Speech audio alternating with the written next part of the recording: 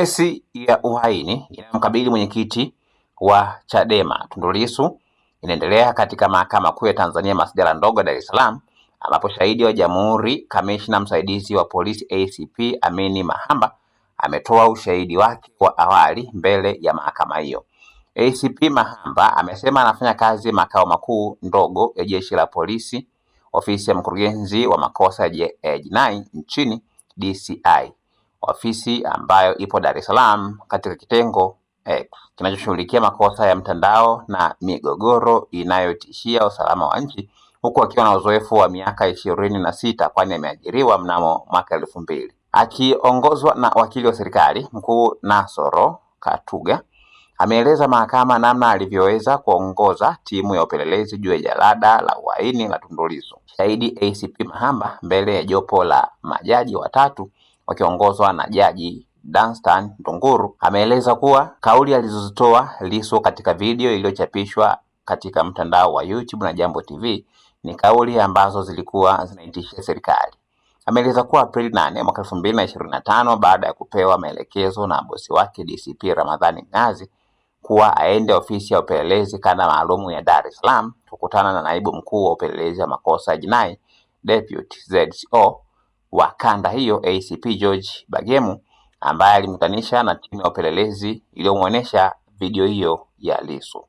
Anadai kuwa katika video hiyo Lissu alitamka akisema, namnukuu, "Wanasema kitu kimoja sahihi hapa. Msimamo huu unaashiria uasi. Ni kweli, kwa sababu tunazuia uchaguzi. Tutahamasisha uasi. Hiyo ndiyo namna ya kupata mabadiliko, kwa sababu tunaenda kukinukisha sana.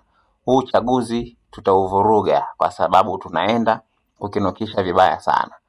Anaendelea kueleza kuwa yeye pamoja na timu yake waliona kwamba mshtakiwa Lissu alikuwa na nia ya kuitishia serikali ili itende kile anachokitaka.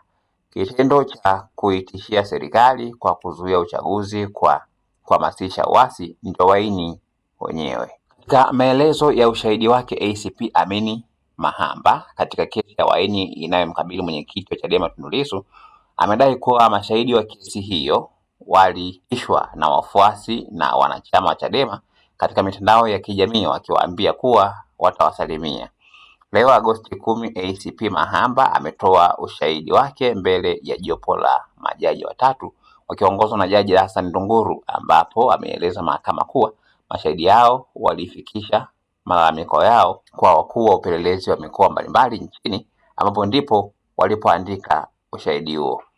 Ameeleza anakumbuka mara baada ya Lissu kusomewa mashtaka Aprili 10 mwaka 2025 na jalada la upelelezi lilirudishwa kwao kwa ajili ya kukamilisha upelelezi, ambapo wakiendelea na zoezi hilo walipokea malalamiko kutoka kwa baadhi ya mashahidi kupitia kwa upelelezi wa mkoa kwamba wanaweza kupata madhara endapo watakuja kutoa ushahidi mbele ya mshtakiwa.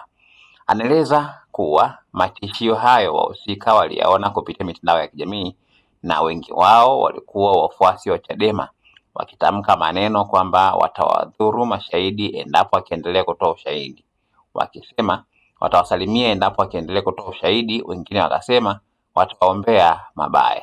Anaeleza kuwa walifanya upelelezi wakajiridhisha kama hayo malalamiko yana ukweli, wakajaribu kupitia baadhi ya mitandao. Kwenye sehemu ya maoni kulikuwa na vitisho kupitia Instagram, Facebook na TikTok. Baada ya kuthibitisha yeye kama mpelelezi mkuu, aliwasiliana na ofisi ya taifa mashtaka kuhusu matishio, lengo ikiwa ni kama kuna uwezekano wa kuombea ulinzi wa ombe, na ofisi hiyo iliweka kiapo alichoapa yeye ACP Mahamba maalumu cha maombi ya kinga kwa mashahidi ambao wanapitia hali ya matishio.